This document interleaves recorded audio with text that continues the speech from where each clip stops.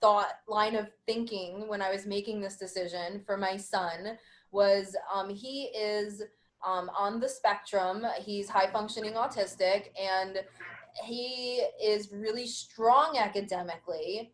So I wasn't so much worried about that, but his social skills are where we need the nurturing.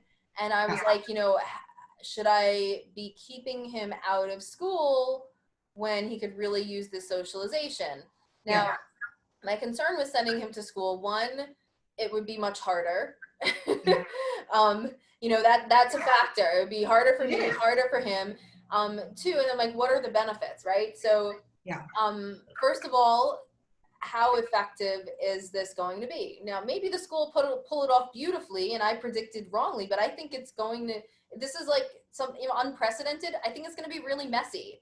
Mm-hmm. So I don't see like the value academically. Like I don't really see there being much more value with him going there versus me doing my really crappy job trying to homeschool him while I'm also like working multiple gigs, right? Yeah. So there was that, and then I'm like, yeah, but the social skills.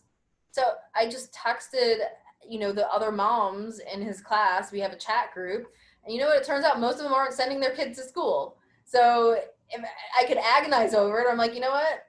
He's not getting the social skills. He's fine academically. I don't think there's going to be much academic growth in that environment anyway.